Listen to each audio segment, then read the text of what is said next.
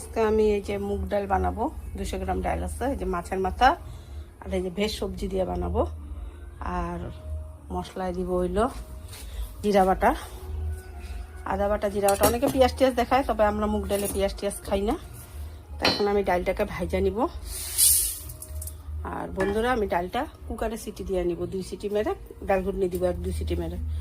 কেন কি কুকারে বেশি ডাল সিদ্ধ করলে ভাতের মাড়ের মতন লাগে।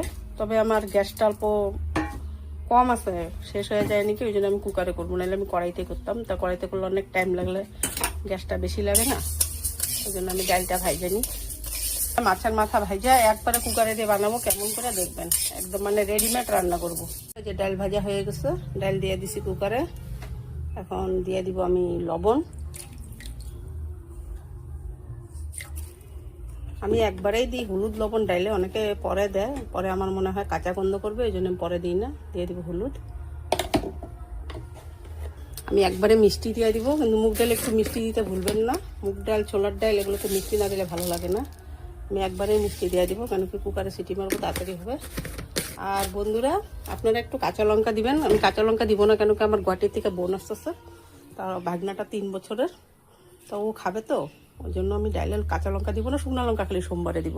এই মাছ ভাজা করে নিই মাথাটা। বন্ধুরা, আমার ভাজা হয়ে গেছে মাথা। অতিরিক্ত কড়কড়া করে ভাজি নেই, মানে কি অতিরিক্ত কড়কড়া করে ভাজলে সেন্টটা নষ্ট হয়ে যায়। মানে মাছ ভাজা বন্ধ করে, মাথার একটা সেন্ট থাকে, এটা নষ্ট হয়ে যায়। একটু ভাজে নিই, দেওয়া আছে এখন হলুদ লবণ একটু একটু দিই।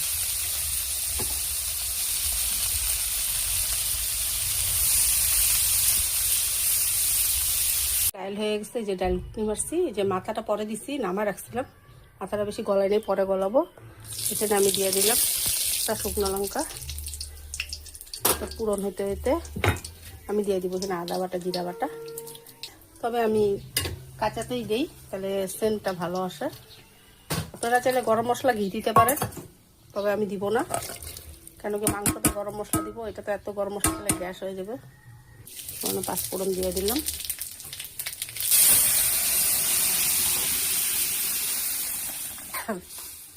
এই যে বন্ধুরা, এখন মাথাটা আমি একটু একটু ভাঙ্গা দিব, বেশি ভাঙ্গা দিব না, কেন কাটা কাটা হয়ে যাবে ডালটা।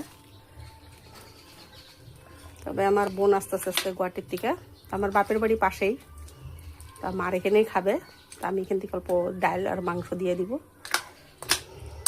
এই ডালটা ভালোবাসে, যে যতই বানাবো আমার হাতে ভালোবাসে।